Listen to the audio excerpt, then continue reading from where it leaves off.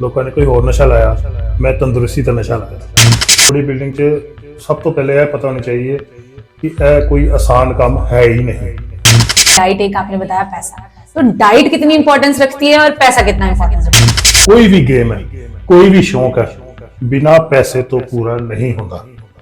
ये जो protein shakes हैं, नहीं सब मिथ है, कुछ नहीं है। घर का खाना बना के भी बॉडी बनाई जा सकती है। आप कह रहे हैं कि पैसे जरूरी हैं, शेक्स जरूरी हैं। घर का खाना बना के जो अगर बॉडी बन जाती होती तो everyone can be body builder sportsman. Junk food खा लिया उधर से, नहीं सुबह जिम में कैलोरीज हो ही जाएंगी या कैलोरीज बर्न आउट कर लेंगे, हो जाएगा काम। कभी भी कोई चैलेंज करे कि तू नहीं कर सकता तो ठीक ओके, जवाब नहीं दिया जाता, जवाब हमेशा वक्त देता। फिर उठना है, वर्कआउट करना है, डाइट की करनी वो तो साढ़े हाथ है ना, ਉਹਨੂੰ ਮੇਨਟੇਨ ਕਰਨਾ ਜ਼ਰੂਰੀ ਹੈ। ਸਾਰਾ ਜਿਮ ਦੇ ਪ੍ਰਤੀ, ਫਿਟਨੈਸ ਦੇ ਪ੍ਰਤੀ ਇੱਕ ਪਿਆਰ ਹੈ ਵੀ ਅਸੀਂ ਉਹਨੂੰ ਇੱਕ ਦਿਨ ਵੀ ਜਦੋਂ ਛੁੱਟੀ ਕਰਦੇ ਤਾਂ ਉਹਨੂੰ ਮਿਸ ਕਰਦੇ ਹਾਂ। ਇੱਕ ਅਸਲੀ ਫੌਜੀ ਹੋਈ ਹੋਇਆ ਕਿ ਜੋ ਇੰਜਰਡ ਹੋਣ ਤੋਂ ਬਾਅਦ ਫਿਰ ਲੜੇ। ਰੱਬ ਦਾ ਨਾਮ ਲੈ ਕੇ ਅਸੀਂ ਸੁੱਕੀ ਰੋਟੀ ਵੀ ਖਾਵਾਂਗੇ ਨਾ, ਉਹ ਵੀ ਸਾਨੂੰ ਖੁਰਾਕ ਦਾ ਹੀ ਕੰਮ ਕਰੇਗੀ। ਤੇ ਅਸੀਂ ਕਦੀ ਇਹ ਸੋਚਿਆ ਨਹੀਂ, ਕਿਉਂਕਿ ਚੰਗਾ ਰਾਸਤਾ ਮੁਸ਼ਕਿਲ ਭਰਾ ਤਾਂ ਹੋ ਸਕਦਾ ਪਰ ਉਹ ਗਲਤ ਨਹੀਂ ਹੋ ਸਕਦਾ। अच्छा सर, कभी भाभी जी से लड़ाई हुई है? ਵਾਈਫ ਇੱਕ ਐਸੀ ਹੈ ਕਿ ਉਹ ਹਸਬੰਡ ਨੂੰ ਪੁੱਠੀ ਕਿਤਾਬ ਵਾਂਗ ਪੁੱਠਾ ਵੀ ਪੜਿਆ ਹੁੰਦਾ ਤੇ ਉਹਨੇ ਸਿੱਧਾ ਵੀ ਪੜਿਆ ਹੁੰਦਾ, ਅਸੀਂ ਬਚ ਨਹੀਂ ਸਕਦੇ ਉਹਦੇ ਤੇ ਉਹਦੇ ਅੱਗੇ ਭਲਵਾਨੀ ਨਹੀਂ ਚੱਲਦੀ, ਉਹਦੇ ਅੱਗੇ ਪਾਸਾ ਰੱਬ ਦਾ ਨਾਂ ਹੀ ਚੱਲਦਾ।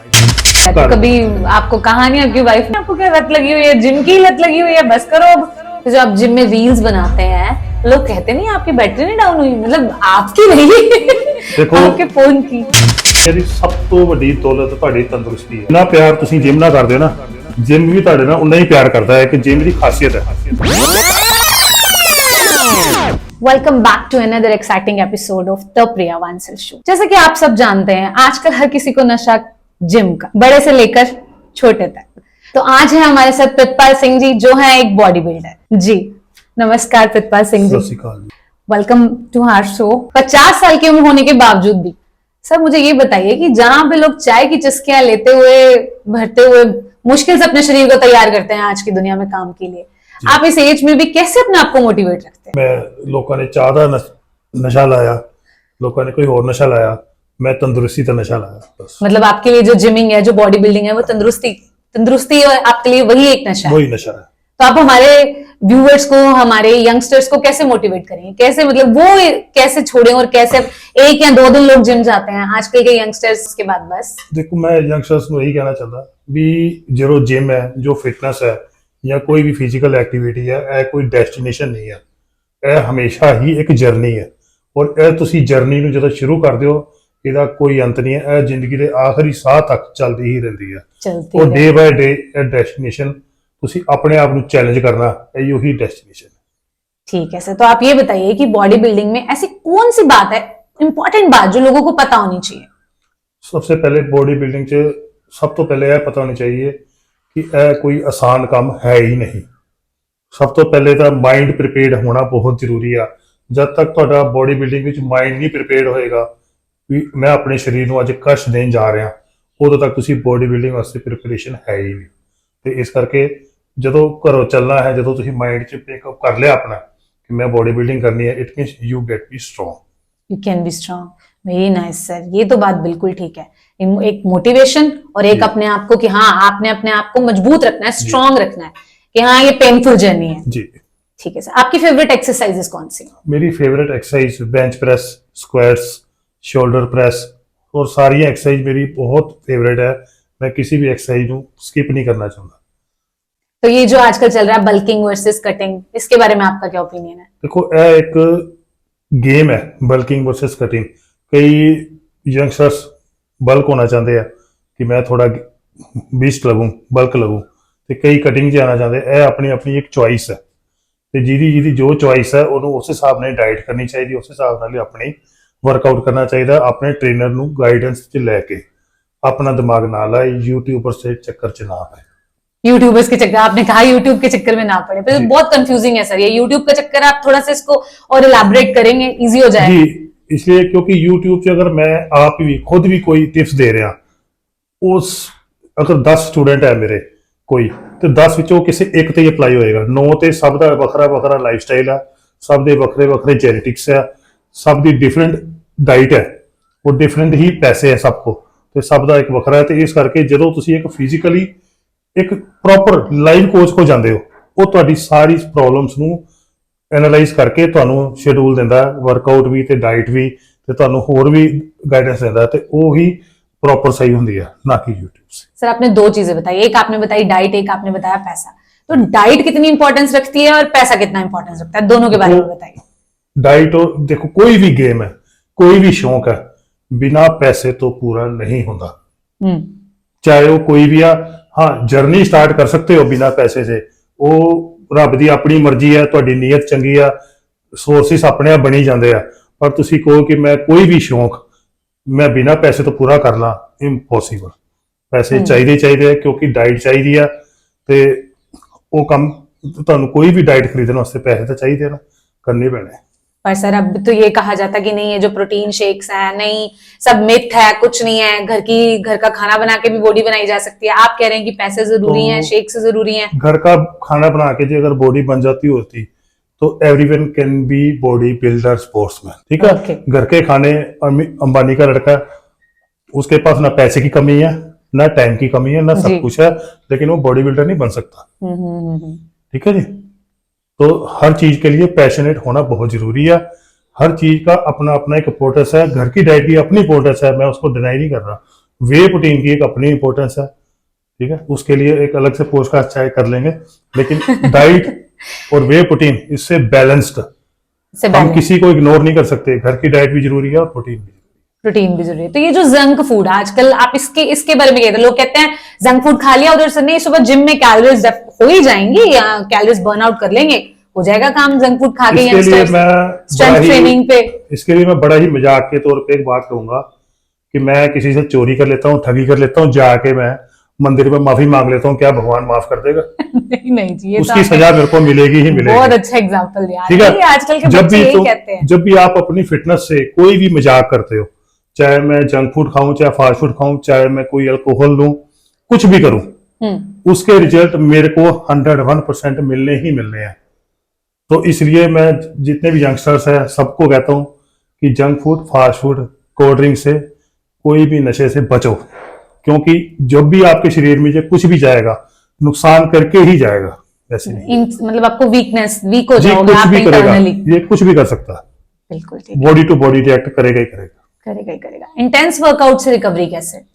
देखो, इंटेंस वर्कआउट से रिकवरी, रेस्ट। आजकल मौसम गर्मियों का है, आप ग्लूकोन सी लेके जाओ, एक टैंक आता है वो पाउच ले जाओ, इलेक्ट्रोल आता है वो एक पाउच बड़ा सस्ता है, वो 3 दिन चल जाता है, उससे रिकवरी है। घर पे जाके 15 से 20 मिनट भी अगर आप लेट के रेस्ट करो, नींबू पानी पियो, लस्सी पियो, या और भी कुछ नेचुरल ड्रिंक्स है वो पी सकते हो। सबको पता है, आमतौर पे ये को बताने की जरूरत नहीं है, तो उससे रिकवरी हो जाती है। अगर डाइट अच्छी है तो आप अगले दिन फिर तैयार हो। तो आपका मेन फोकस है डाइट? जी, मेरी वैसे तो बॉडी बिल्डिंग फिटनेस में 70% डाइट कहती है, 30% जिम कहता है, लेकिन मेरी अपना एक फॉर्मूला है कि 50-50 दोनों ही है।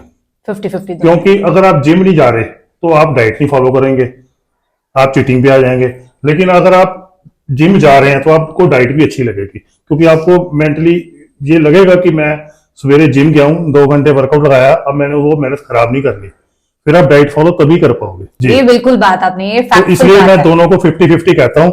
लोग 70-30 कहते हैं, पर मेरा अपना फॉर्मूला, चाहे मेरे से कुछ सहमत ना हो। सर, आप अपनी अकम्प्लिशमेंट्स के बारे में, उपलब्धियां, मतलब आपकी बॉडी बिल्डिंग में क्या है? देखो, मेरी उपलब्धि ये है कि मैंने कई स्टूडेंट्स मोटिवेशन करके बॉडी बिल्डर्स तैयार किए हैं, स्पोर्ट्समैन तैयार किए हैं।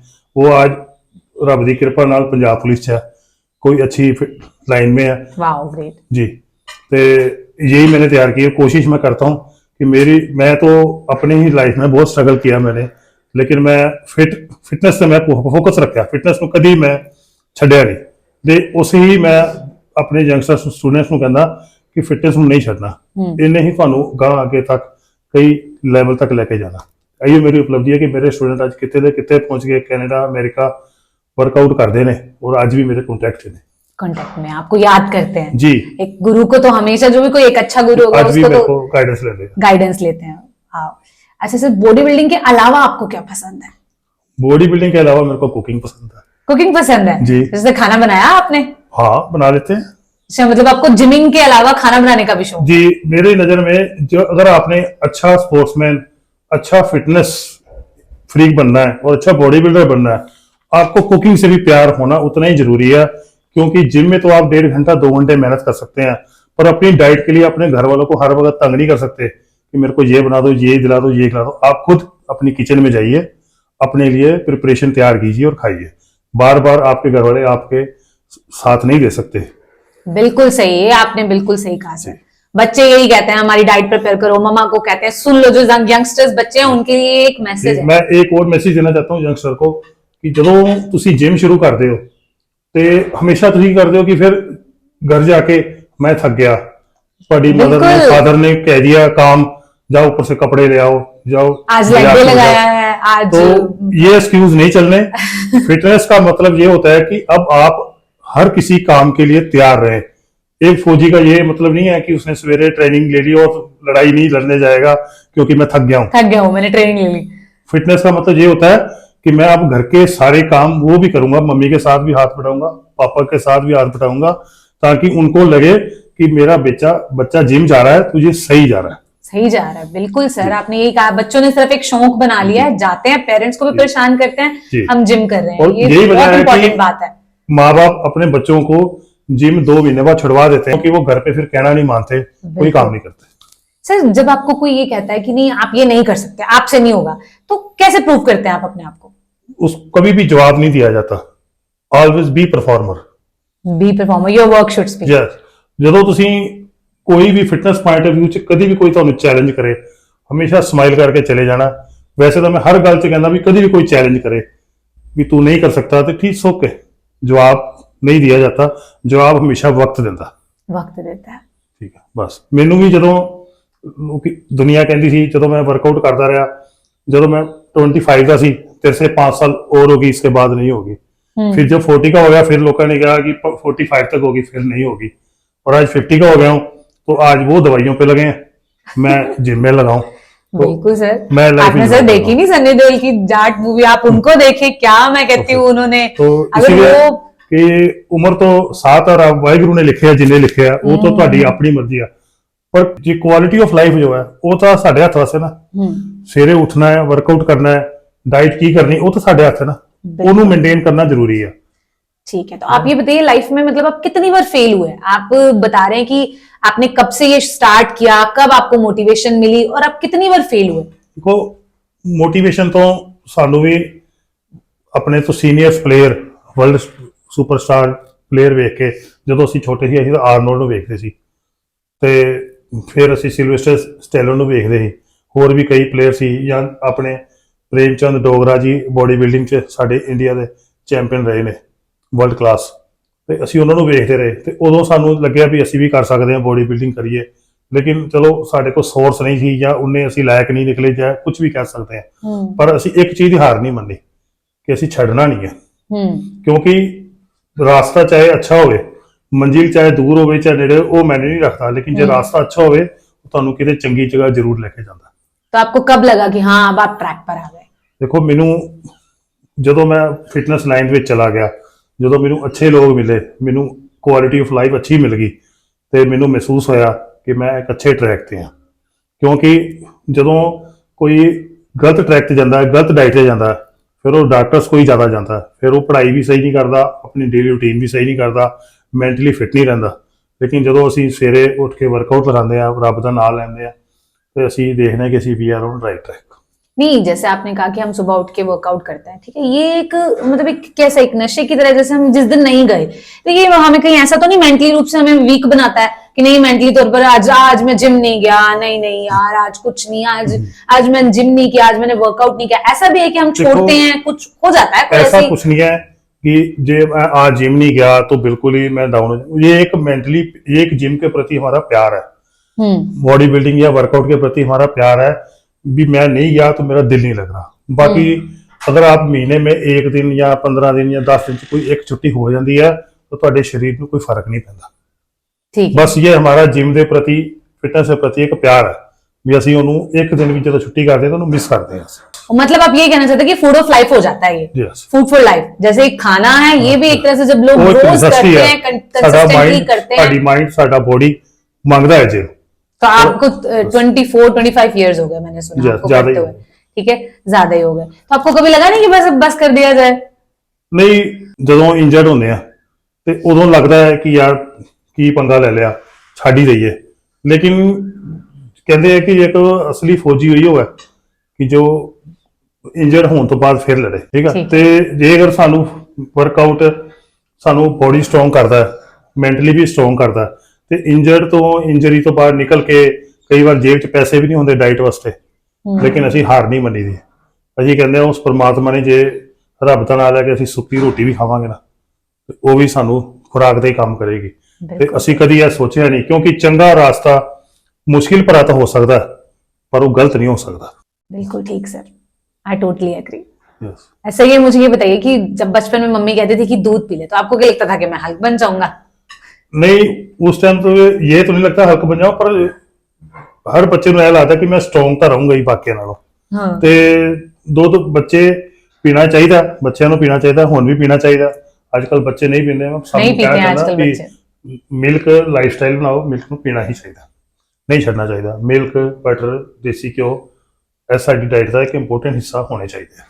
नहीं सर, आजकल बताया जा रहा है नहीं घी मक्खन वीगन डाइट आ गई है, ये डाइट आ गई है, वो डाइट आ गई है, तो बिल्कुल आपने भी बताया कि पीना चाहिए। देखो, इसमें तो बहुत कंट्रोवर्सी है। मेरी नजर ਦੇ ਵਿੱਚ ਅਗਰ ਭੁੱਜੇ ਛੋਲੇ ਵੀ ਖਾ ਰਹੇ ਹੋ ਤੇ ਅਗਰ ਕੰਮ ਨਹੀਂ ਕਰ ਰਹੇ, ਤੁਸੀਂ ਵਿਹਲੇ ਬੈਠੇ ਹੋ, ਸਾਰਾ ਦਿਨ ਕੰਮ ਨਹੀਂ ਕਰ ਰਹੇ, ਘਰ 'ਤੇ ਬੈਠੇ ਹੋ, ਤੇ ਉਹਦਾ ਵੀ ਸਾਈਡ ਇਫੈਕਟ ਹੈ।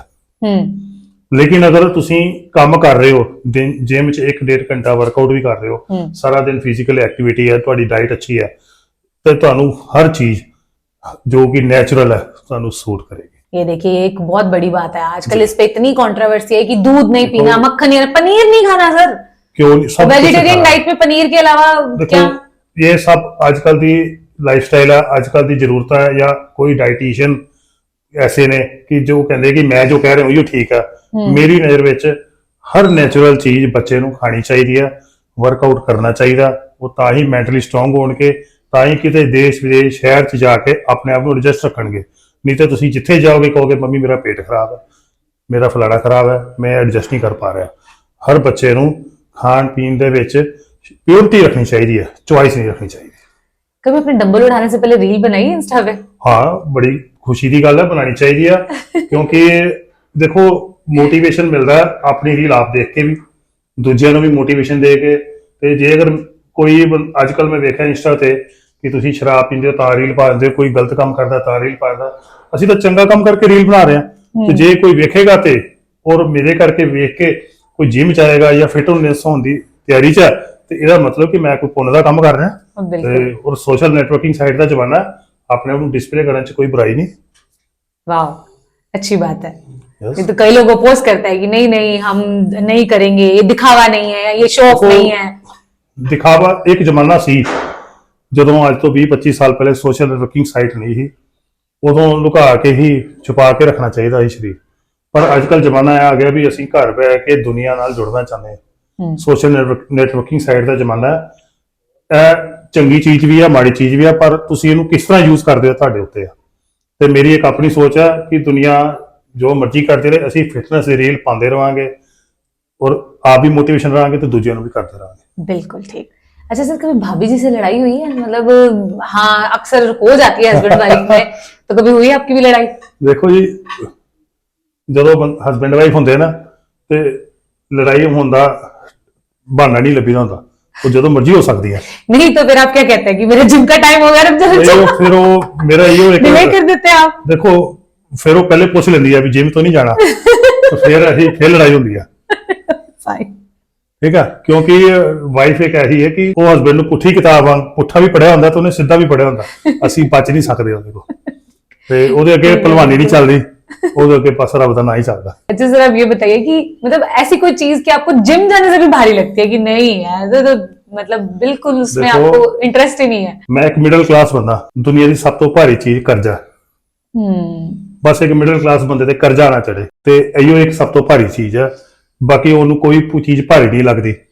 ਹਰ ਬੋਡੀ ਬਿਲਡਰ, ਹਰ ਸਪੋਰਟਸਮੈਨ, ਹਰ ਮਿਡਲ ਕਲਾਸ ਬੰਦਾ हर काम कर सकता है। बिल्कुल ठीक है। हाँ, परमात्मा ने हमें सब कुछ बस। दिया है, इतने ਤੇ सुंदर ਬਸ शरीर से ਇੱਕ ਇਹੋ नवाजा ਚੀਜ਼ है। ਹੈ ਕਿ ਚੜ੍ਹਦੀ ਕਲਾ 'ਚ ਰੱਖੇ ਪ੍ਰਮਾਤਮਾ, ਕਿਉਂਕਿ ਉਹਨੂੰ ਕੋਈ ਚੀਜ਼ ਭਾਰੀ ਲੱਗਦੀ, ਲਾਈਫ ਦਾ ਹਰ ਚੈਲੰਜ ਪ੍ਰਮਾਤਮਾ ਨੇ ਦਿੱਤਾ ਹੋਇਆ ਤੇ ਅਸੀਂ ਉਹਨੂੰ ਕੰਪਲੀਟ ਕਰਦੇ ਆ ਤੇ ਪ੍ਰਮਾਤਮਾ ਸਾਡੀ ਪ੍ਰੀਖਿਆ ਲੈਂਦਾ।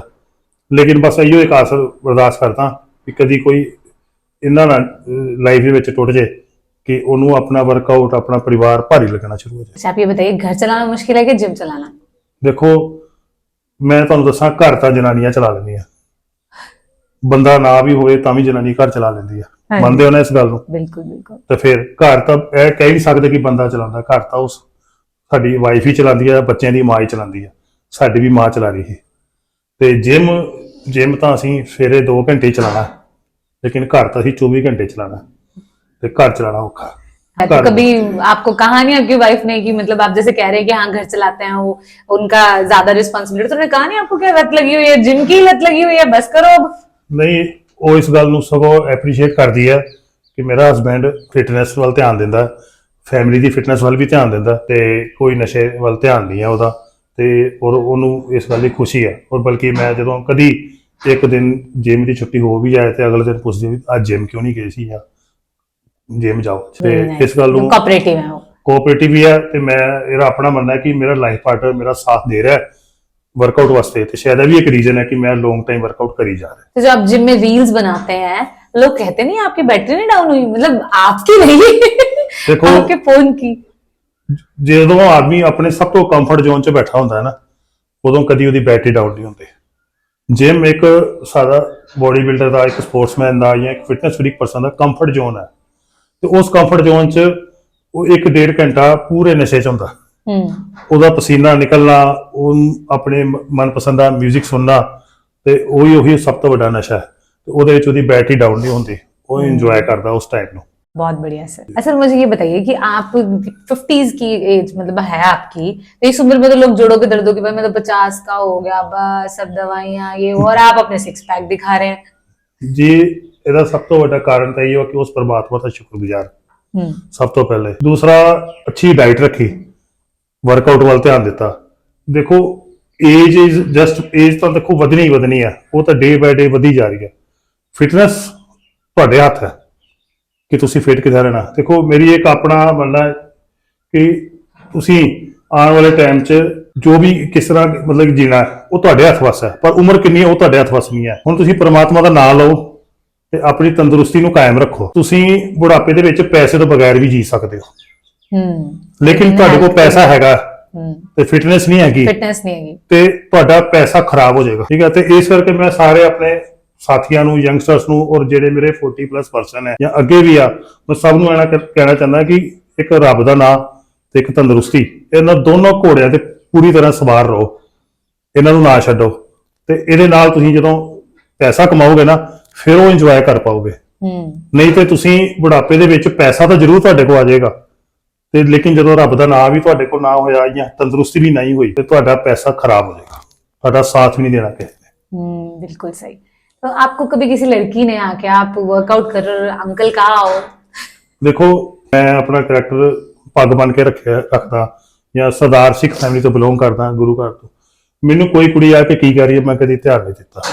नहीं, बंदे को फील होता है ना, मैं इतने एफर्ट्स लगा रहा हूं अंकल। ਮੈਨੂੰ ਮੇਰੀ ਘਰ ਦੀ ਸਰਦਾਰ ਜੀ ਕਹਿੰਦੀ ਆ, ਮੈਨੂੰ ਉਹੀਓ ਸੁਣਾਈ ਦਿੰਦਾ।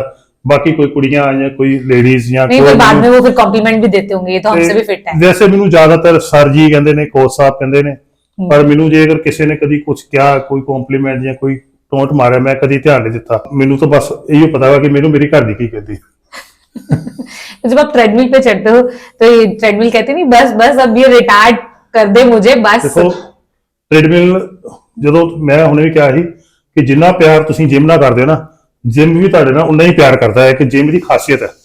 ਜਦੋਂ ਅਸੀਂ ਟ੍ਰੇਡਮਿਲ ਕੋਲ ਜਾਂਦੇ ਆ ਜਾਂ ਡੰਪਲਸ ਕੋਲ ਜਾਂਦੇ ਆ, ਮਸ਼ੀਨ ਕੋਲ ਜਾਂਦੇ ਆ ਨਾ, ਉਸ ਕੋਲ ਖੁਸ਼ ਹੁੰਦੇ ਆ ਕਿ ਸਾਡਾ ਕਦਰਦਾਨ ਆ ਗਿਆ। अच्छा, आप मुझे ये बताइए कि आप जिमिंग में है, ठीक है, जैसे मैं योगा करती हूँ, तो कुछ मोबिलिटी कुछ टेस्ट हो जाए अगर मैं करूँ अपने हैंड्स, मतलब मैं कैसे भी मोल्ड कर लेती हूँ, तो आप एबल होंगे? देखो मैं बात हूँ, ऐसा कोई कंपटीशन नहीं हो सकता। योगा एक डिफरेंट फिटनेस क्लास है। हाँ जी। बॉडी बिल्डिंग एक डिफरेंट फिटनेस क्लास है। हम्म। जो बॉडी बिल्डर मैं ਹੁਣ ਕਹੂੰਗੀ ਇੱਕ ਟੈਸਟ ਹੋ ਜਾਏ ਤੁਸੀਂ 100 ਕਿਲੋ ਬੈਂਚ ਮਾਰੋ ਮਾਰ ਲਓ नहीं नहीं जी, तो फिर नहीं, नहीं, फिर बहुत सिंपल है ये, देखो हम करके नो देखते हैं। डाउट कि ਤੁਸੀਂ ਕਰ ਲੋਗੇ। हाँ जी। ठीक है, मैं नहीं कर पाऊंगा क्योंकि मैं प्रैक्टिस नहीं की क्योंकि मैं प्रैक्टिस ही नहीं की है। लेकिन मोस्टली बॉडी बिल्डर जो कि ਨੈਸ਼ਨਲ ਲੈਵਲ ਦੇ ਇੰਟਰਨੈਸ਼ਨਲ ਲੈਵਲ ਦੇ ਉਹ ਇਹ ਕੰਮ ਕਰ ਲੈਂਦੇ ਕਿਉਂਕਿ ਉਹਨਾਂ ਦੇ ਬੋਡੀ ਬਿਲਡਿੰਗ ਮਸਲ ਟ੍ਰੇਨਿੰਗ ਦੇ ਨਾਲ ਨਾਲ ਸਟ੍ਰੈਚਿੰਗ ਤੇ ਵੀ ਪੂਰਾ ਧਿਆਨ ਦਿੱਤਾ ਹੁੰਦਾ। ठीक है, ਉਹ ਲੈਗਸ ਵੀ ਪੂਰੇ मतलब आपका कहना है nothing is impossible, practice can just make practice everything कर रहे हो। प्रैक्टिस, जी। मतलब परफेक्ट ਕਰਦੇ ਆ ਕਰ ਵੀ ਲੈਂਦੇ ਔਰ ਅਸੀਂ ਕਰਾਏ ਵੀ। कराए भी आपने। चलिए सर, बहुत अच्छा लगा आपसे बात करने के लिए। जानने से पहले हमारे यंगस्टर्स को जरूर एक मैसेज दीजिए। ਮੈਸੇਜ ਪਹਿਲੇ ਵੀ ਦਿੱਤਾ, ਮੈਸੇਜ ਹੁਣ ਵੀ ਦੇਣਾ ਚਾਹੂੰਗਾ ਆਪਣੇ ਭਰਾਵਾਂ ਨੂੰ ਤੇ ਆਪਣੀ ਭੈਣਾਂ ਨੂੰ, ਵੀਰਾਂ ਨੂੰ। ਅਗਰ ਤੁਹਾਨੂੰ ਜਿਮ ਵੀ ਨਹੀਂ ਜਾਣਾ ਤੇ ਸਾਡੀ ਭੈਣ ਵਾਂਗ ਯੋਗਾ ਹੀ ਕਰਦੇ ਰਹੋ, ਫਿਟ ਰਹੋ। ਦੇਖੋ ਜਿੱਦਾਂ ਫਿਟ ਨੇ, ਤੇ ਜੇ ਜਿਮ ਜਾਣਾ, ਫਿਟਨੈਸ ਵੱਲ ਧਿਆਨ ਦੇਣਾ, ਜਾਓ ਸਹੀ, ਕਿਉਂਕਿ ਦੁਨੀਆ ਦੀ ਸਭ ਤੋਂ ਵੱਡੀ ਦੌਲਤ ਤੁਹਾਡੀ ਤੰਦਰੁਸਤੀ ਹੈ। ਤੰਦਰੁਸਤੀ ਤੋਂ ਵੱਡੀ ਦੌਲਤ ਕੋਈ ਨਹੀਂ ਆ, ਕਿਉਂਕਿ ਜੇ ਰੱਬ ਦਾ ਨਾਮ ਵੀ ਲੈਣਾ ਨਾ, ਉਹ ਵੀ ਬੈੱਡ ਤੋਂ ਉੱਠ ਕੇ ਨਹਾਉਣਾ ਪੈਣਾ, ਉੱਠਣਾ ਪੈਣਾ, ਕਰਨਾ ਪੈਣਾ। बिल्कुल। ਤੇ ਜੇ ਤੰਦਰੁਸਤੀ ਹੋਏਗੀ ਤੇ ਪ੍ਰਮਾਤਮਾ ਵੀ ਤੁਹਾਡੇ ਨਾਲ ਜੁੜੇਗਾ ਤੇ ਇਹੋ ਹੀ ਤੁਹਾਡੇ ਹੱਥ ਵਸ ਹੈ। ਬਾਕੀ ਜੋ ਵੀ ਦੁਨੀਆ ਜਿੰਨੇ ਸਾਲ ਅਵਤਾਰ ਪ੍ਰਮਾਤਮਾ ਨੇ ਲਿਖੇ ਆ, ਉਹ ਕਿੱਦਾਂ ਲੈਣੇ ਆ, ਕਿੰਨੇ ਲੈਣੇ ਆ, ਉਹ ਤੁਹਾਡੇ ਹੱਥ ਵਸ ਹੈ। ਪਰ ਕੁਆਲਿਟੀ ਆਫ ਲਾਈਫ ਤੁਹਾਡੇ ਹੱਥ, ਉਹ ਤੁਸੀਂ ਉਹਨੂੰ ਮੇਨਟੇਨ ਕਰੋ। Thank you so much sir, बहुत अच्छा लगा आपसे बात करने के लिए। Stay tune for another exciting episode. Thank you so much.